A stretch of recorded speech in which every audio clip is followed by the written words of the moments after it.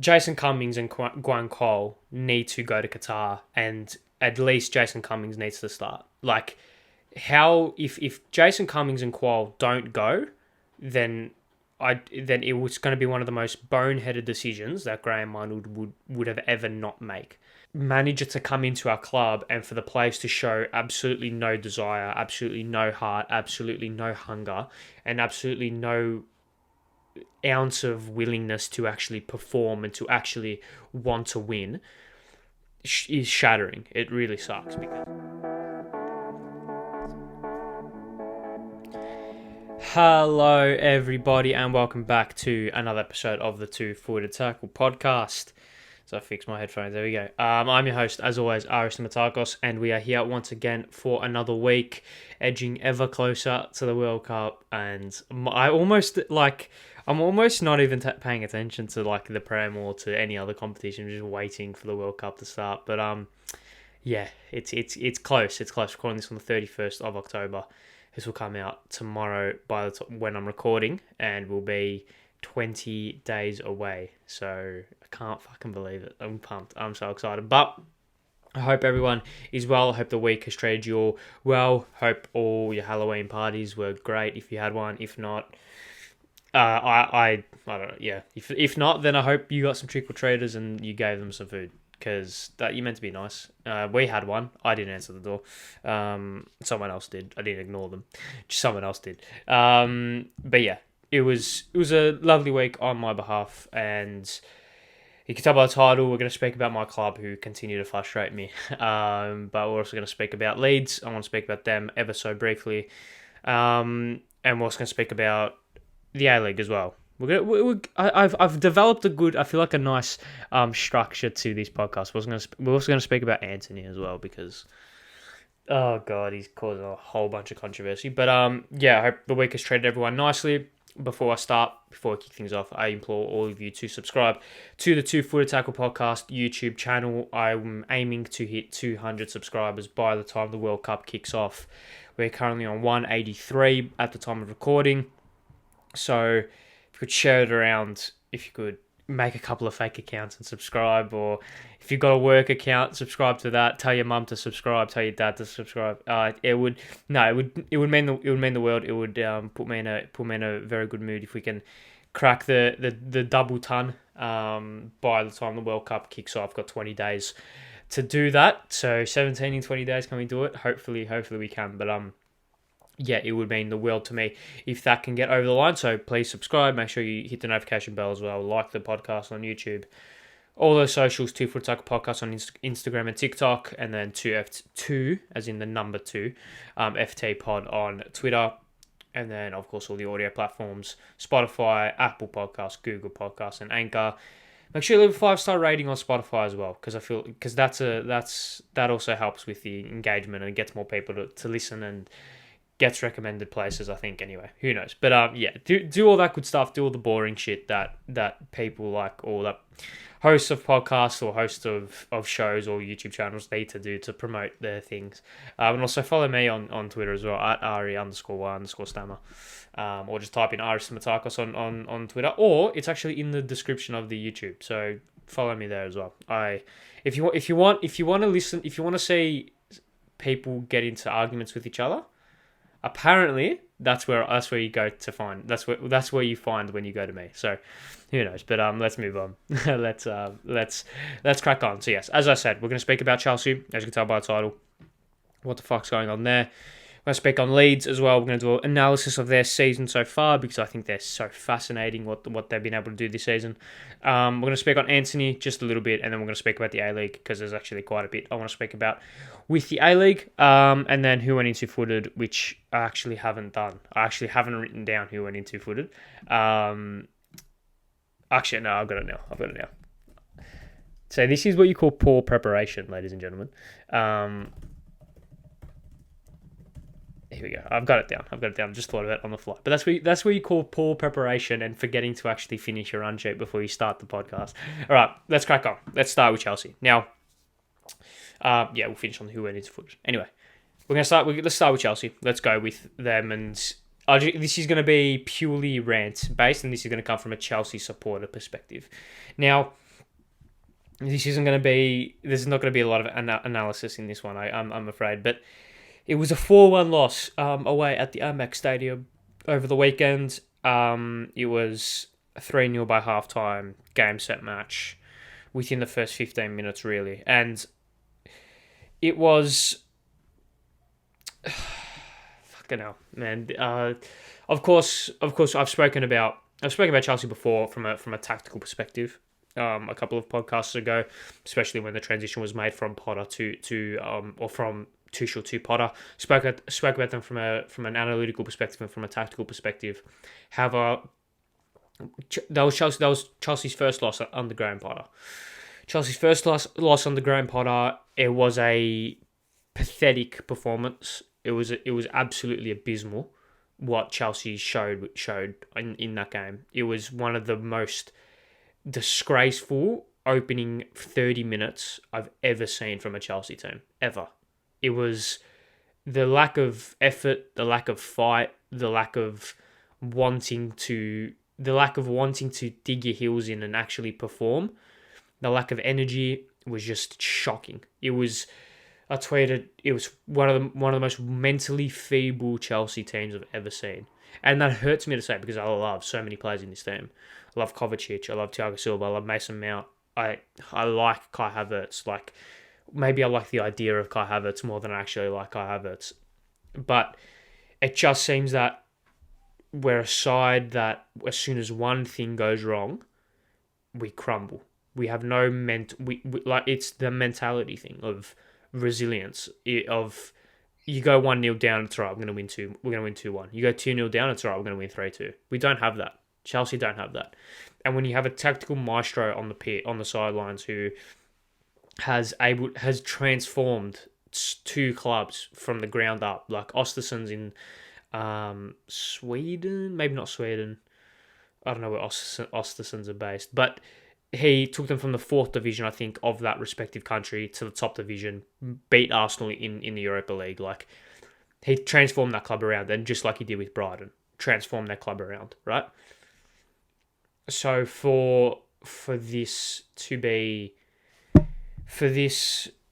manager to come into our club and for the players to show absolutely no desire, absolutely no heart, absolutely no hunger, and absolutely no ounce of willingness to actually perform and to actually want to win is shattering. It really sucks because this loss has, I don't want to say it's been a long time coming, but when you take over after a draw or after a loss against Zagreb, you draw to Salzburg 1-1, but I mean you can't really take a whole lot you can't take a whole lot away from that in terms of that game.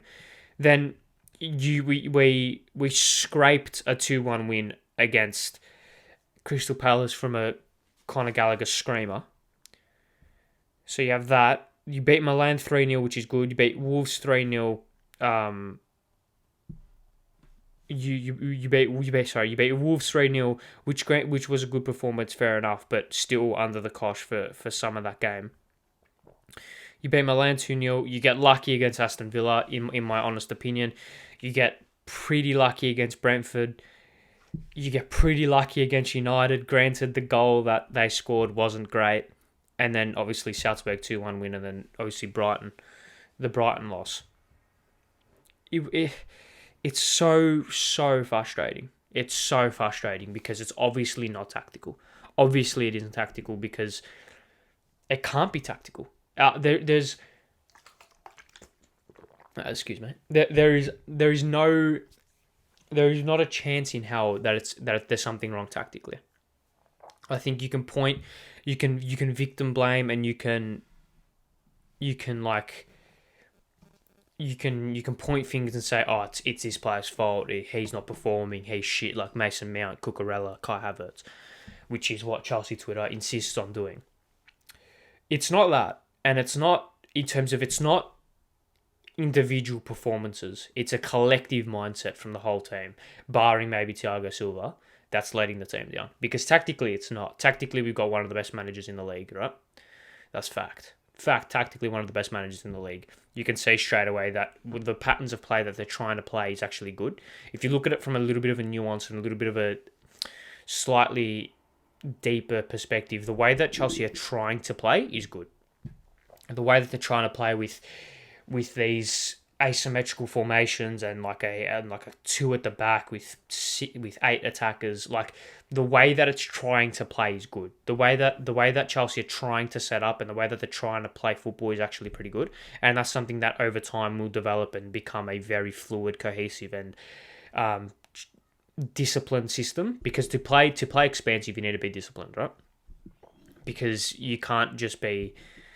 I know that's kind of a little bit of a contradiction, but in order to play expansive, assertive, attractive football, you need to be disciplined in your role, because you can't just go on the pitch and say, I'm just going to fuck around and do whatever. You need to have certain roles, and those certain roles complement the other roles that the other players are playing, which means that the system becomes cohesive, becomes coherent, and becomes attractive to watch, right? And we're not playing at all in a disciplined way. We have players who just aren't following instructions to the degree in which they need to play in a system which is so heavily reliant on individual roles. It isn't reliant on structure in a sense. We're not sitting back with 2 banks of 4 and just getting numbers behind the ball. You're playing an almost man-on-man type system that uses asymmetrical formations, uses asymmetrical tactics, uses overloads, uses underloads, uses inverted runs, uses a lot of modern ways of playing football. And in order to have that be a cohesive, and in order to have that to be a structure that works, you need discipline within your players. You need your players to be mentally switched on. We saw the system at Brighton take time to progress and take time to finally work. That is because the players at Brighton, granted, aren't as skilled aren't as technically good as some of the Chelsea players, because that's just the fact of the matter, right? You have that perspective, but also mentally, the Brighton players took a little bit of quite a long time to actually adjust to the system, because they weren't used to it. Chelsea players should be used to this type of football more, because they play in a similar style for previously in their careers, because they're good players, right?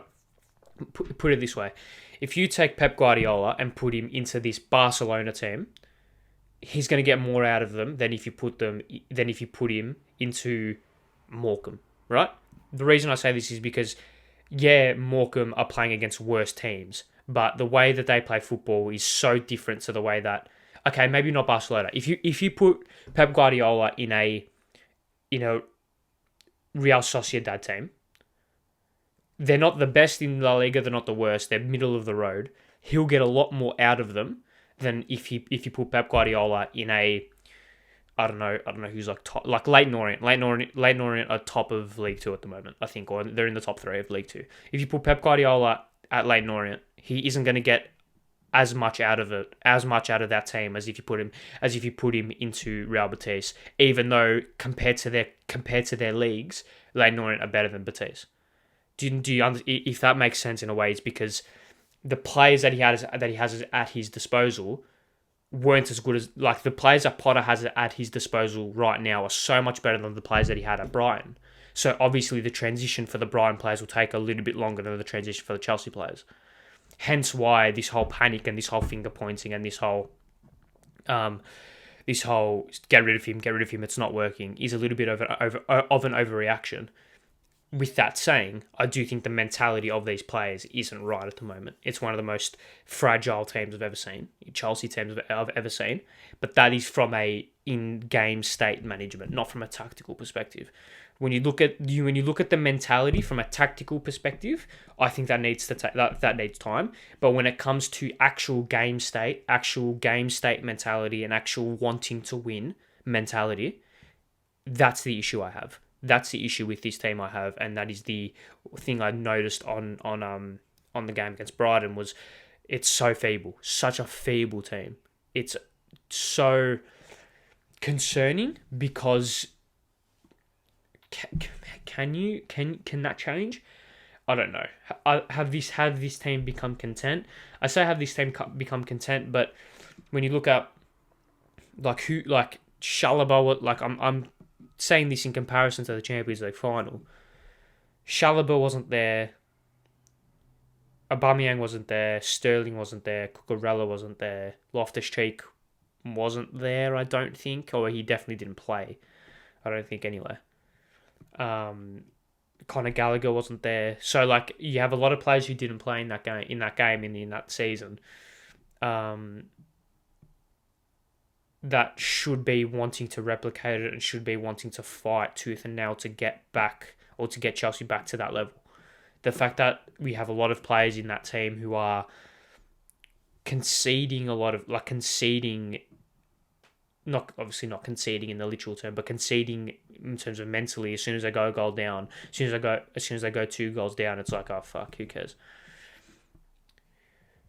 Brighton started that game hot. They started that game really hot, and they started so well. Thiago Silva had to make 2 clearances off the line within the first 5 minutes, and then two minutes after that, Trossard scores, and then he scores again. Right? I think he scored. Oh no, well there was an own goal, but Trossard scored the first, and he's having a belter of a season as well. Just on the down low, but like, yeah, Trossard's having a low key fucking phenomenal season. Just quickly. What are his stats? 7 goals, 1 assist. Fair play. Anyway, what you have with this Chelsea team is a bunch of players who have achieved so much that almost the motivation isn't there. Almost the motivation of fucking won the Champions League, mate. Like that's why I praise Thiago Silva so much, because he's won how many leagues, he's won a Champions League, he's won how many leagues, how many cups, how many trophies has he won? Yet he's the only one in that team that is fighting tooth and nail for every single challenge, every single 50-50, every single duel he's fighting, right?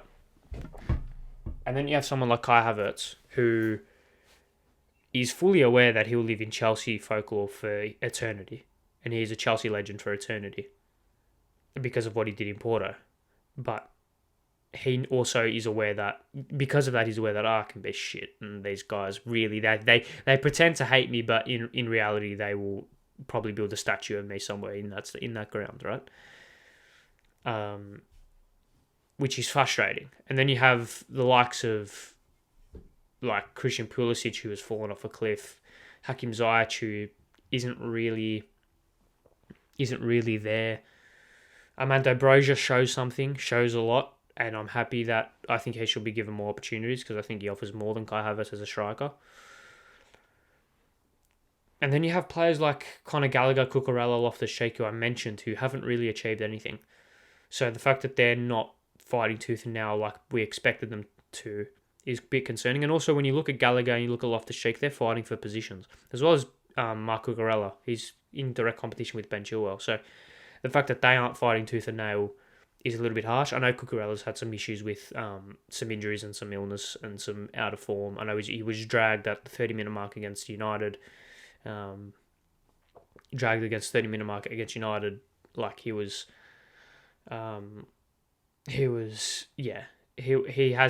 had the best of starts in a Chelsea shirt. But with that saying, I don't think it's an excuse, because it's a team wide thing, like I've said, and it's just super frustrating, super disappointing, because of the way that this group have not conducted themselves. Oh yeah, I guess you can say conducted themselves.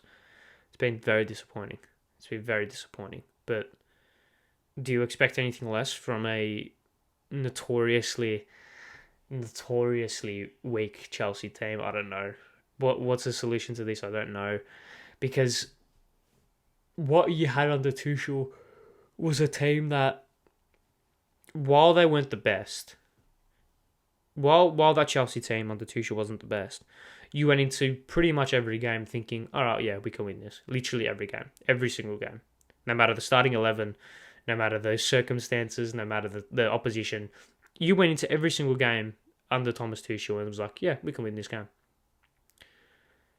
Especially big games. Especially games against Liverpool, City, United, Tottenham, Arsenal. You were like, yeah, we can win this. And Chelsea's next couple of games, to call it a baptism of fire is to be a little bit is to be nice.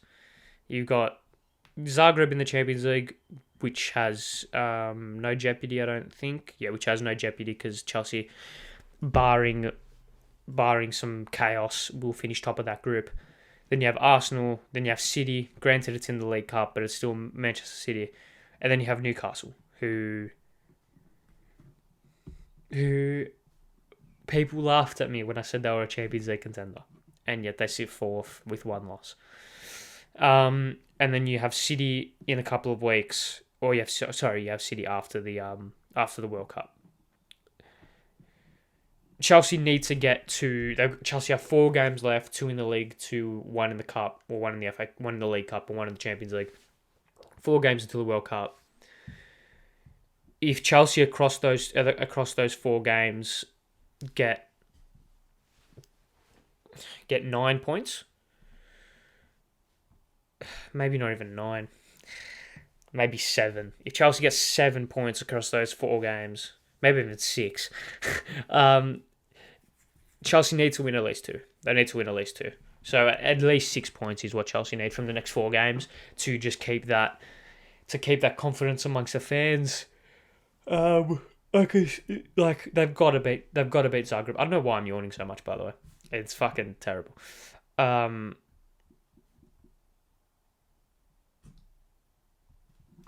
Sorry. Okay. Yeah. With Chelsea, they need to. Sorry. I'm just going to speak about what I've just seen a little bit later on. Sorry. With Chelsea, yes, 6 points. I think they should beat Zagreb pretty convincingly. They should beat Zagreb pretty convincingly, and I think it should be a way of playing the kids, not playing the kids, but like resting some players, giving them a little bit of giving them some respite, and just allowing them to breathe in a sense. But what you have then is you have Arsenal, which, as I play something on my phone, as I just need to double check that this news I've just seen it is okay. So I'm going to speak about something a little bit later on, but so you have Chelsea against Zagreb, which they should beat. I don't know. I've just been so sidetracked there. I apologize. You have Chelsea against Zagreb, which should win. Like they should win. Then you have Arsenal, who, I mean, notoriously Chelsea do have a pretty good record in terms of fighting as an underdog against Arsenal. And Chelsea just seem to have something over them not in finals. But like in these type of games, Chelsea seems to have something over Arsenal. I don't know what it is, but this is new. This is a completely new Arsenal team, so we can't take them for granted, or we can't take them lightly by any means. You have them, and then you have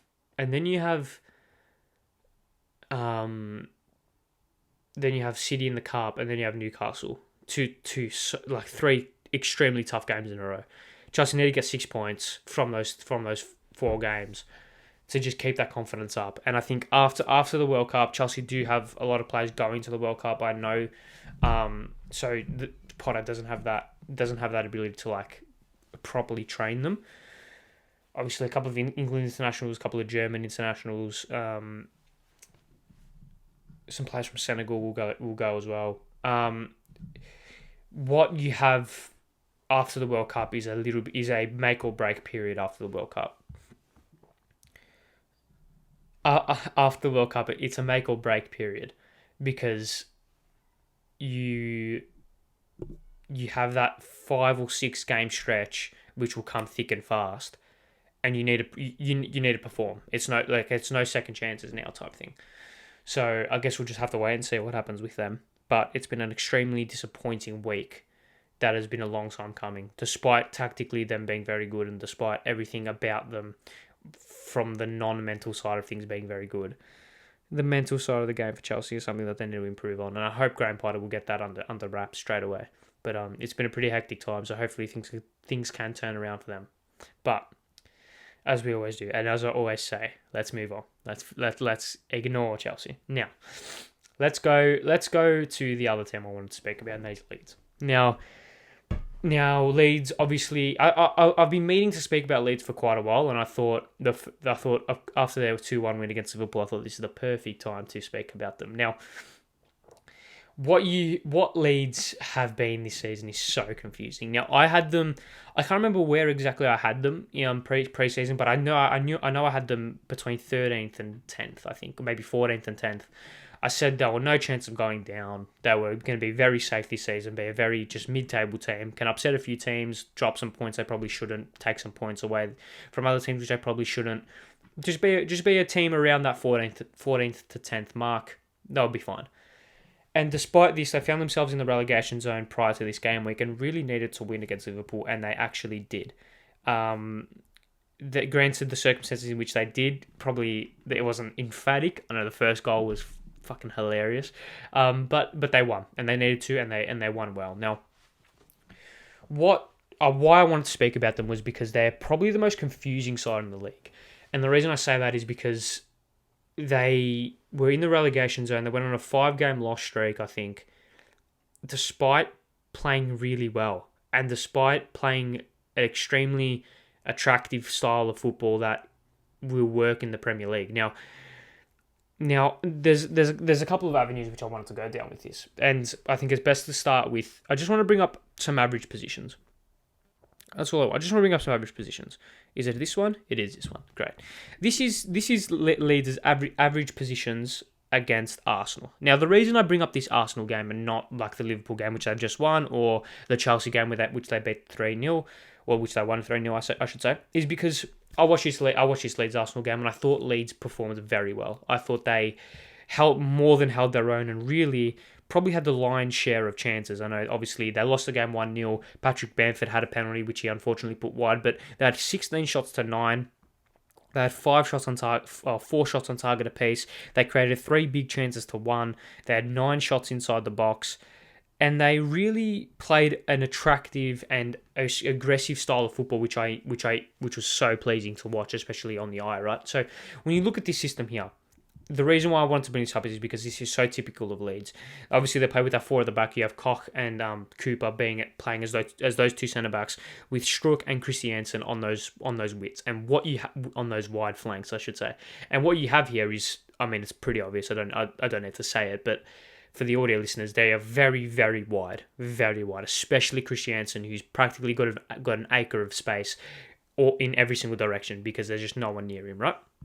And then you have Struijk, I don't know how to pronounce his name, on the other side, who is hugging the touchline as well. Then you have that double pivot in midfield of Roca and Adams. Roca occupying in this game a little bit of a slightly more advanced position than he normally would, but you have Adams, who is your more typical defensive midfielder, whereas Roca is a little bit more advanced in a sense.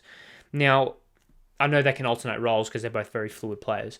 And then what you have with that front 4 of Rodrigo, Aronson, Harrison, and Sinistera is Sinistera, who's your winger, who is your player that will get into those half spaces, hug the touchline, and really push out wide.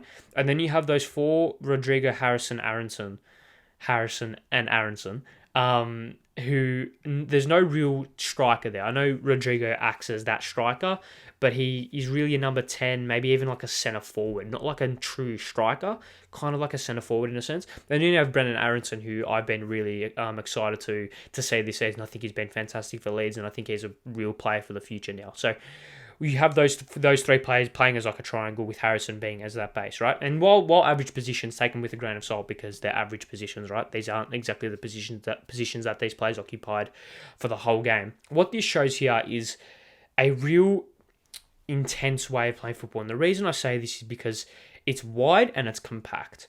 And what you have with that is you have a lot of players covering a lot of ground without much space in between them.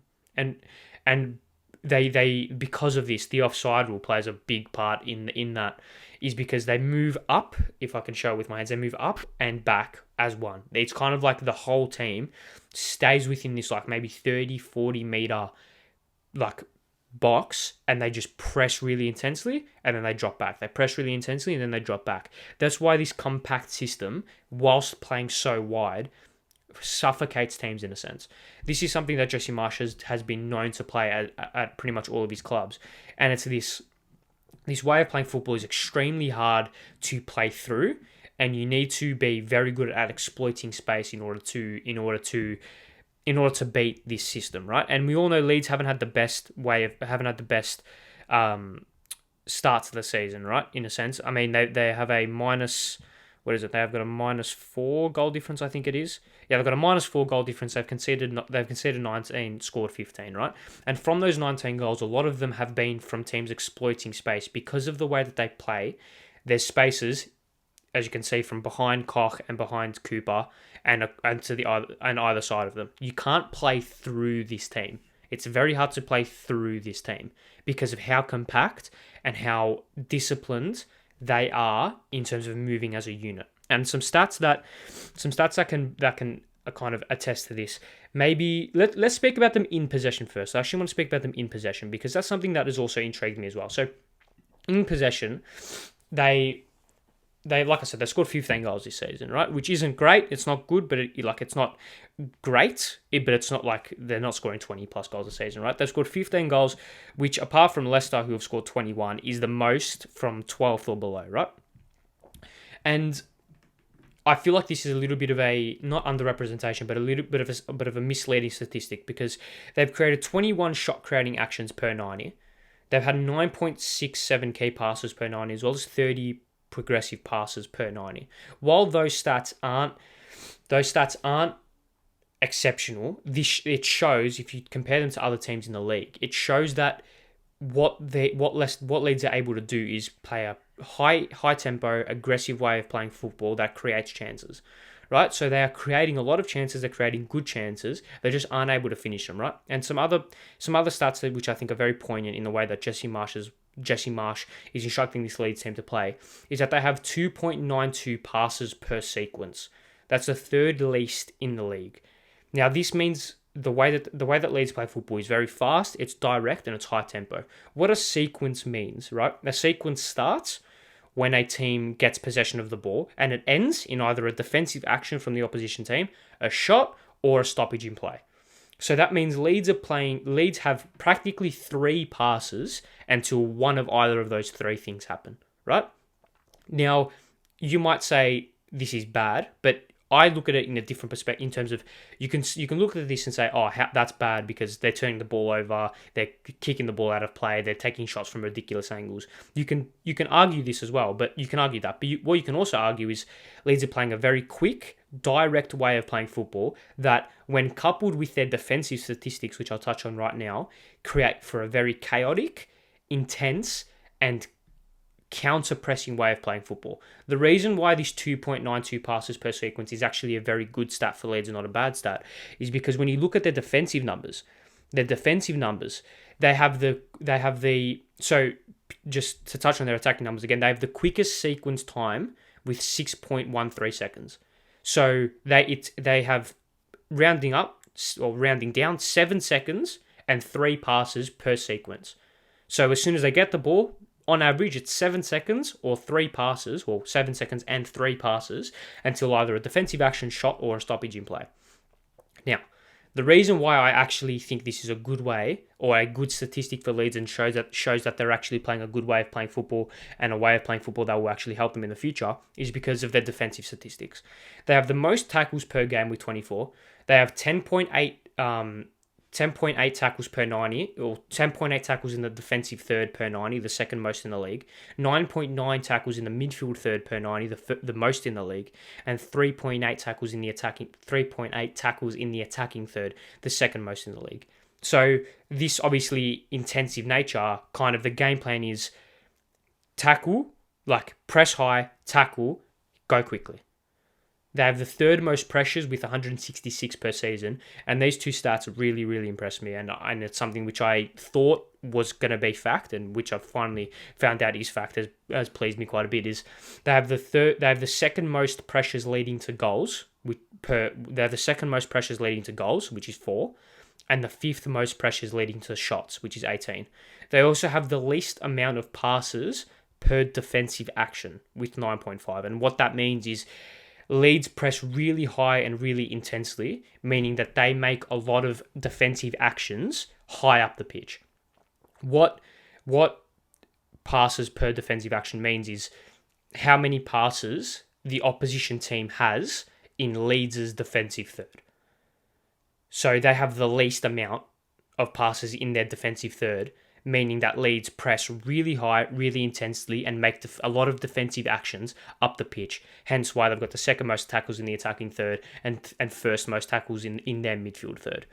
Now, this when you take both of these defensive statistics and attacking statistics, and you look at these average positions, it starts to make sense the way that they're trying to play, and it starts to make sense what they're trying to do. They're playing a really compact, mid/high block that presses as a unit and presses really intensely.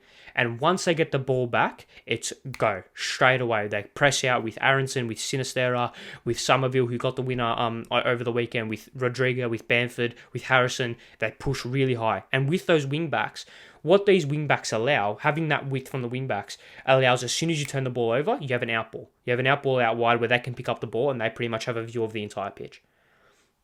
This way of playing football won't work straight away, and it's very similar to the way that Marcelo Bielsa played football. Not identical by any means, but still very similar. And the reason I say this is because, and the reason why I think why Jesse Marsch was a very smart appointment was because you can't go from a Marcelo Bielsa way of playing football, which was very intense, very high octane, high tempo. Just we all know what Leeds were doing last season, right? You can't go from that to Sean Dyche. Sit back, 2 banks of 4, compact, low block, long ball up to a striker, hope for the best, right? Or a Steve Bruce way of playing football, very subdued, very timid way of playing football. This energy level is familiar to the Leeds team and got them mid-table in their first season, 2 seasons ago. Got them mid-table for a reason, right? So they're obviously used to this way of playing football, and they're obviously comfortable with it. And despite the results not panning out the way that they have been, the results are very misleading, very, very misleading. And while it might not show through XG or through other statistics, when you take a deep look at what they're able to do and what they're trying to do, once this system starts to pay off, and once they start getting smart with their pressing traps, with their positioning, because another thing, the way that this style of football is efficient is through being very intelligent out of possession. Because of the way that they press really high, really intensely. Sorry. My apologies. Because of the way that they press really high and really intensely, naturally there's going to be space for the opposition team to exploit. And the way you mitigate that is by pressing intelligently and by pressing as a team. That doesn't come like that. That comes over time. That probably takes a season, maybe even a season and a half, to really, really understand as a unit how to press and how to act out of position. We saw, I'll speak about Jurgen Klopp. His Liverpool team at the start of his tenure weren't that good, especially out of possession. They were leaking goals for fun. That's because they weren't cohesive enough as a team to press efficiently. We're seeing this now with Leeds as well. The idea is there, and the way that they want to play football is there, but because they just aren't used to playing as a team in this system, they're going to leak some goals. But this will, with patience, with time, and with resilience, this will patch up, this will be plastered over, and they'll be a very, very solid team. And the reason why I say this is because their defensive actions and their attacking actions are very, very cohesive. They're very, very cohesive. And they're very connected. Your defensive third, midfield third, and attacking third are connected. Your out of possession play and your in possession play are very connected. Because, put it this way, if you sit in a low block, with 11 men behind the ball, and then as soon as you win the ball, you try and pass it out from the back, that's not going to work. Because you're trying to pass it out from the back when all your players are in your own half and you're stuck on your 18-yard box. That's not going to work. Similarly, if you press really intensely, really high, and you're on the halfway line and you're pressing your team really intensely, and you turn the ball over, say in your middle third, and then all you do is lump balls up to a target man, that's not going to work either. because you have so much space to exploit with your wingers and with your Mazzars in your attacking central midfielders, that lumping a ball up to a striker won't work, because that's not the way that your out of possession way of playing football is going to connect to your in possession way of playing football. That's why when I watched Leeds, especially to the back end of last season as well, earlier on this season, I was like, all right, they're very connected in terms of their mentality is connected. It's just that once they get more cohesion, once they get more connected with the tactics as a team, then they're going to be very good. Then they're going to be very, very good, because they've got talent like Aronson, who I'm extremely high on. I think he's a fantastic player. That double pivot of Rocker and Adams are fantastic, like very, very good. Sinisterra is proving to be very good. You have obviously Somerville, who I think he started against Liverpool and obviously scored the winner. Let me just double check that so I don't make a fool of myself. No, yeah, he did start. He started against Liverpool and scored the winner. So you have these younger players who will be taught this Jesse Marsch way of playing football when they're still young, when they're still ready to develop. And then by the time the likes of Aronson, Sinisterra, Somerville, Rocker, Adams are like 28, 27, 28, they're going to be entrenched in the way of this team playing football, and they're going to understand it like the back of their hand. So they're going to know it inside and out. They're going to know exactly what they need to do. And because intrinsically a high pressing way of playing football works, we've seen it with Liverpool. It just works. In the Premier League, it works. This gegenpress style works. So the fact that Jesse Marsch is employing this, once he gets it all right, which I think and I know he'll do, then Leeds are going to be very dangerous. They're going to be very, very dangerous. They need a little bit of luck along the way. I think a cup run will do them a world of solid to get some more funds in, to bring some more players in to supplement this game plan. I do think they need a few more players to fully flesh out this squad. But I really liked the signs they made in January. Not in January, in the summer. I really liked the signs they made in the summer, and I knew from all those signs that they made, and I knew from the back end of last season, and I knew exactly what Jesse Marsch was about. I was like, this team aren't going down, no chance in hell. So, regardless of their current position and regardless of their current form, Leeds aren't in a relegation battle. Not at all. They're just in the relegation spots, but they're not in a relegation battle by no chance. So this is something that has been talked about quite a bit in terms of how are Leeds struggling when they seem to be playing very good or very well. This is why. It's just because I think the overall maybe conclusion to this to my point is, why are Leeds struggling? Well, Leeds are struggling because this way of playing football needs time. It needs time. It needs a lot of time. Because you can instruct 11 random people to sit back in two banks of four and lump a ball up to a striker. You can teach anyone that. It's a very simple way of playing football. This way of playing football that Jesse Marsch is trying to employ is very nuanced, it's very complicated, and it's very intricate, I should say, not intrinsic. Very intricate. My apologies. So the reason why they're struggling is because of this. If you make one mistake, if you're out of position one time, if you press wrongly one time, if you don't press high enough, if you press too high once, there's going to be space. There's going to be space to exploit. It's a high risk, high reward strategy, and I think it will pay off. I think they could be a little bit more clinical in front of goal. I mean, we looked at the average positions from this Arsenal game. Patrick Bamford scores a penalty. They've got one more point instead of no points, right? So, and they probably go on to get all three if Bamford scores that penalty. Let's be honest. So there's little moments like this, and that they do need some luck along the way. I think that the game against Chelsea, they granted, you make your own luck, but I think they got a little bit of luck in that game as well. But once, like I said, you make your own luck, and if they start to get a little bit more luck, start getting results to fall their way, start getting balls to fall their way, then we'll really see just how good they are. But Leeds fans don't need to worry in the slightest. They are so comfortable, it's not even funny. Every time they lose, I'm just thinking, all right, it will turn around eventually. They're not in a relegation battle by any means. People just need to relax. Just because I've seen a lot of people saying, oh my god, Leeds are so shit. They're not. They're actually quite good. But yeah, there you go. They're just my 2 cents on Leeds.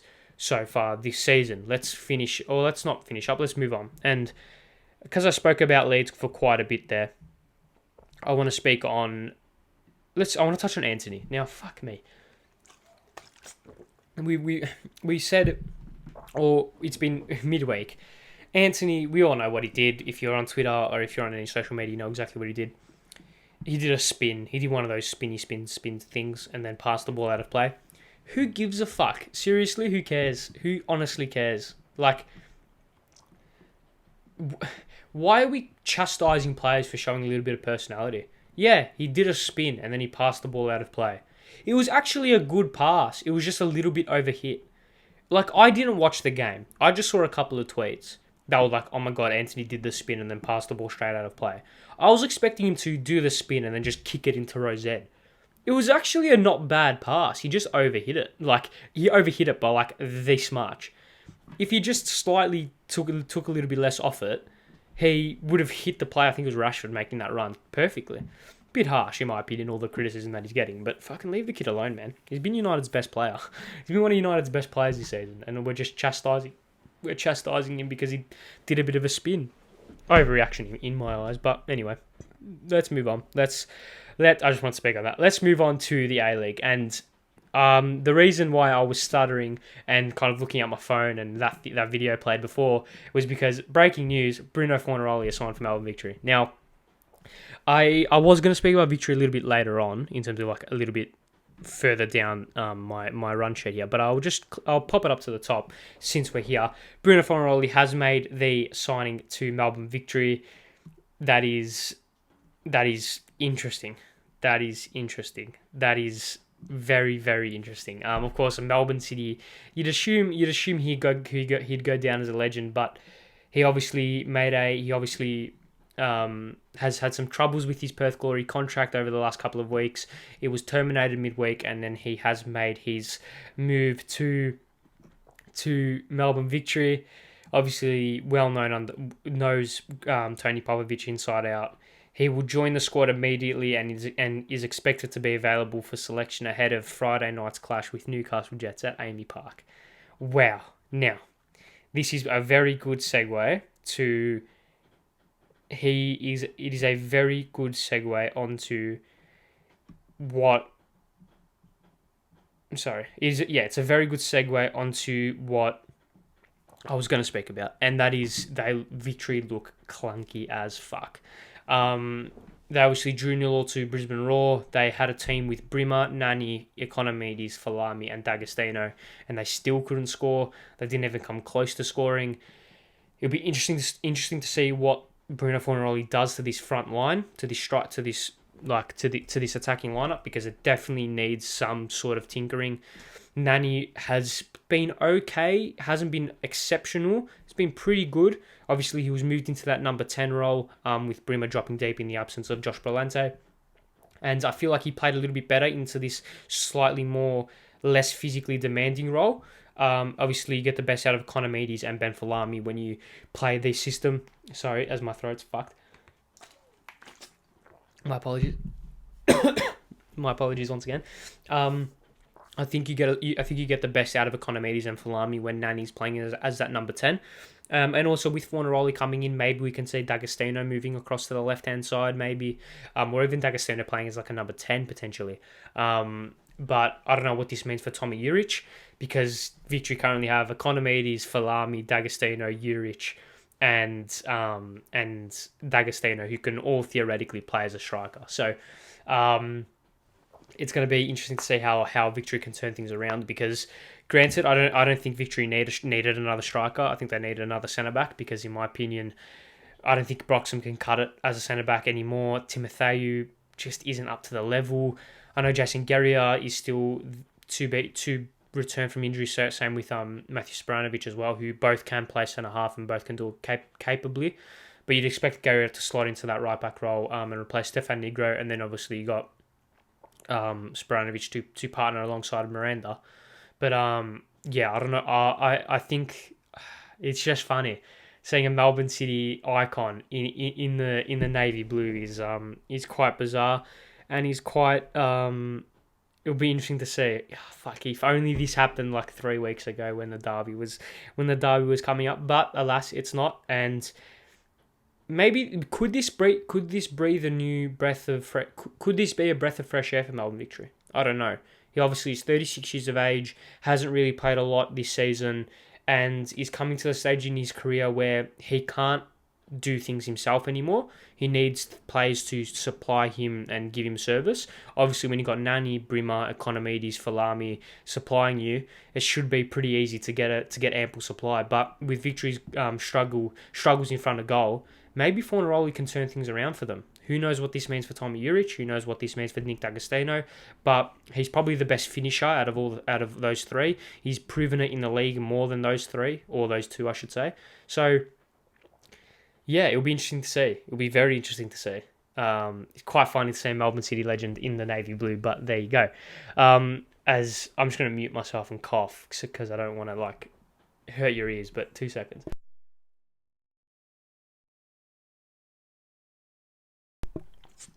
My apologies. My throat is fucked. I don't know why. I'm a bit tired. But anyway. So yeah, that was on Victory. So we can get rid of them. Let's go through each game. Or not each game. Let's just go through the main talking points. It was red card mayhem for the A-League over the weekend. I think there was maybe 5 red cards.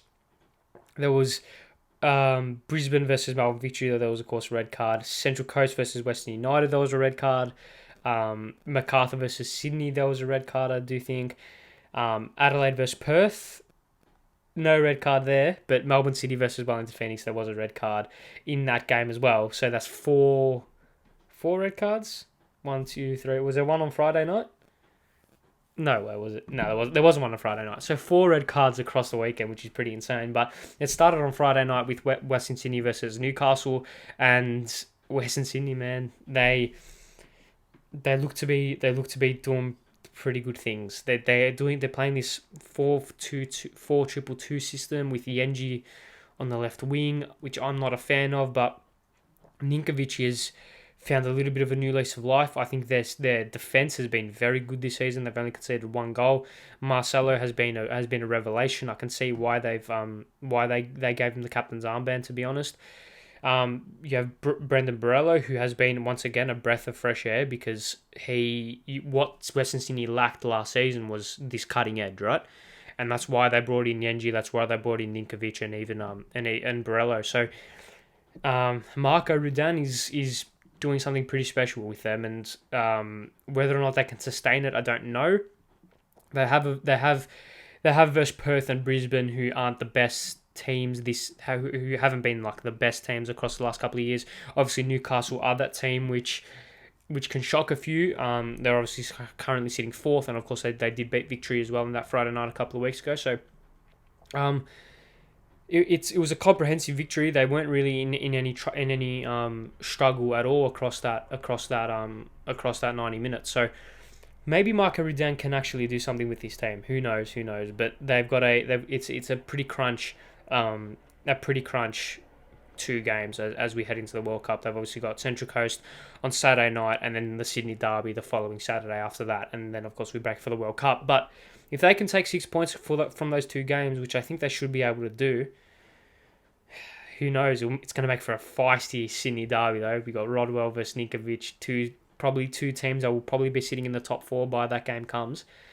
It's going to be interesting to see. But we spoke about Brisbane Roar versus Melbourne Victory, Central Coast versus Western United, as I need to fucking cough again. My God, I sincerely apologise. But yeah, Western Sydney versus Central Coast. I mean, what a game, right? 4-2. Western United take the early lead, and then a red card just after half-time kind of turned the tide. And what I took out of this game was pretty obvious, and that was... Sorry, 1 second. And that was Jason Cummings and Guan Cole need to go to Qatar, and at least Jason Cummings needs to start. Like, if Jason Cummings and Qual don't go, then it was going to be one of the most boneheaded decisions that Graham Arnold would have ever not make. because Cummings is by far Australia's best striker, and Guan Kuo is doing things that a player of his age should not be doing. It's ridiculous. I don't think Kuo should start. I think that's throwing him into the deep end, but he should definitely go, and he should definitely make an appearance in all 3 games. Cummings should go and should start, because those two are currently forming a deadly partnership, and Kuo pretty much had a hand in all 4 of the goals, and Cummings I think got 2 goals and an assist. No, a goal and 2 assists. So, like, how if they both don't go, then it's going to be ridiculous. And I think both of them can provide a spark for Australia at the World Cup, because they're both performing exceptionally well. They're both high on confidence. They're both high on form. They're both natural goal scorers. And they've got things that the Socceroos have lacked for so long. We can't just keep going with the McLaren, Taggart, Leckie, kind of this rotating just roster of players that start every game. We need to throw some curveballs at France, at Denmark, and at Tunisia. And Guan Kuo, who obviously has signed for Newcastle, and Jason Cummings, who's had a fantastic start to the season, both need to be majorly involved in the World Cup. And both of them, if they are given the minutes they deserve, will make a massive impact and will do so much for the Socceroos, because they are so good.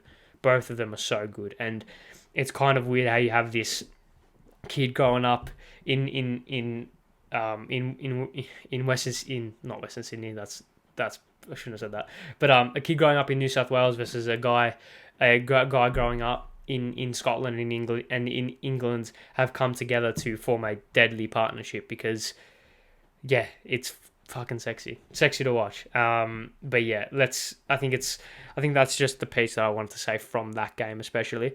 If you go to Macarthur versus Sydney, a Sydney derby. It's not a Sydney derby, let's be honest. Sydney obviously get the chocolates 3-2. They maintain their I was going to say their unbeaten start to the season, but of course Melbourne Victory beat them in the opening game. But they have rebounded since, and they have shown just how much quality they've got. But once again, Mac and Lowly are very good. Like I said, I think I called it from the opening match day. They're going to be the Robin and the Ribery of this league. They are so good. Obviously, Mac missed the penalty, which was tapped in by Patrick Wood, but he obviously scored the goal just before half time. And then, granted, MacArthur did throw a little bit of fight, or a little bit of something towards the back end of the game, but I think it was all but done. They had a shot which hit the bar later on, but Dwight York's side still are waiting to finally crack and really show what they are capable of. They obviously did get that win against Adelaide. They did get that win against Adelaide in the second game, so they have got that monkey off the back already, which is good, but they haven't really been able to show what they're really capable of, which I do think they will, because they've got quality. Obviously, Arzani, Da Silva, the list goes on, right? So I think it's just a matter of time before they really put their flag into the season and really show just how good they can be. Move on to Adelaide versus Perth Glory. What a bizarre game. You had one of the goals, if not the goal of the season, from Gio Colli. Seek it out. I quote tweeted it on my Twitter. If that doesn't win goal of the season, show me what will right now, because that was fucking absurd. You had players like Irakunda just dazzling defenses. Like people are so hung up about Guan Kuo. Nesto Irakunda's 16. And he's performing at a very, very, very good level. Like, it's freakish. It's actually freakish what he's able to do. And I don't think he obviously won't go to Qatar. I don't think he will, but he probably will make an appearance at the Asian Cup. You'd think, if he maintains his form, and then in 4 years' time, who knows what him and Kuo will be able to do. But it'll be interesting to see. And then obviously you have Melbourne City versus Wellington. Melbourne City dropped 3 points. They bottled 3 points in the last 20 minutes, which was quite funny. But I don't know who this player is for Melbourne City. Number 23. His name's Marco Tilio. Marco Tilio. I don't know who he is, but he's really good. I don't know if he's going to go to the World Cup or anything. But like, fuck me. Like, joking aside, Tilio is gravy. Like, he's very good, and if he doesn't go, then I'll be surprised who does. If it's either him or Arzani, I think Tilio's probably better on form right now. But I mean, Graham Arnold's got to have a very good reason for not taking Marco Tilio, and Patrick Kusnorbo has to have a very good reason if he doesn't start Marco Tilio more often, because he obviously copped a lot of flack for not starting him, or for only giving him like 3 minutes or so. But the game before the Melbourne Derby, so 2 weeks ago, started him in the Melbourne Derby. He was very good in the Melbourne Derby, and then he started him on the weekend. Then he scored and he drew the penalty as well. I think he took the shot which led to the handball, I'm pretty sure. So he will be an X factor for the Socceroos, no doubt. But that is all. Actually, no, the doco ep 3 of the documentary. This was on Patrick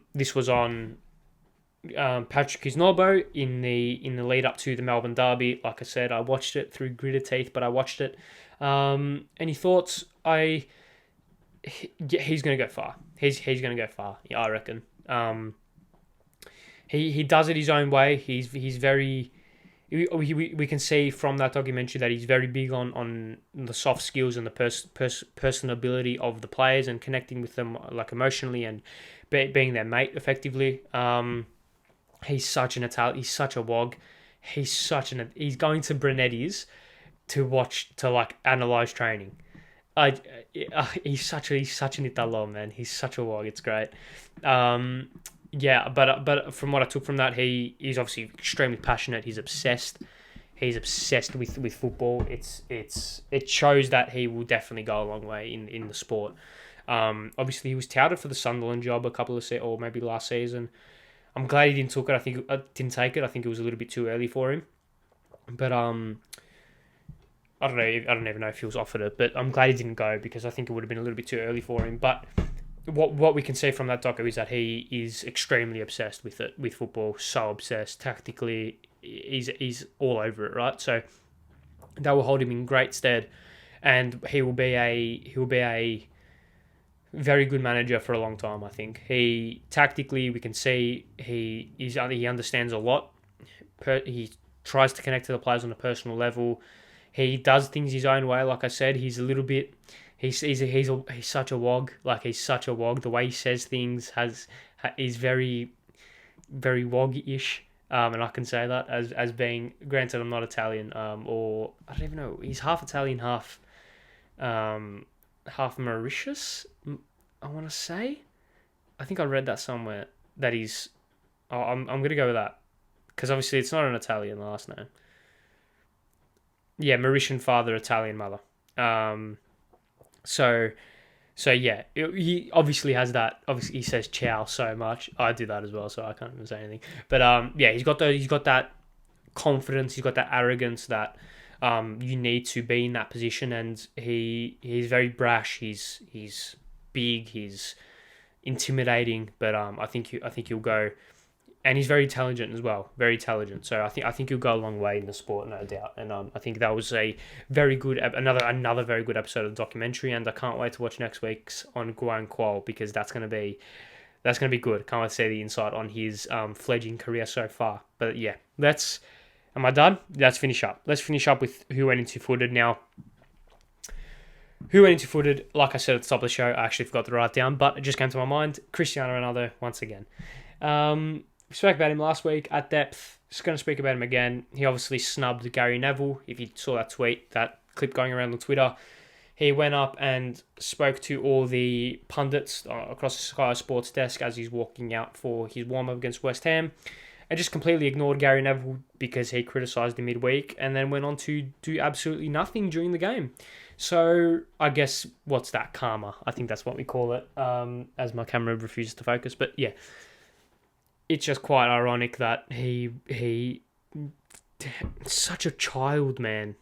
It's so disappointing because he's such a good player. Oh, like no shit. He's one of the best to ever play the game. And he's fucking acting like a child. He's 37 years old. And he's acting like a child. Disappointing, man. Fuck, it's annoying. Because I like, as much as I prefer Messi, and as much as I've been critical of Ronaldo, I still want him to do well. I still want his legacy to be like there and like for his legacy to actually be something.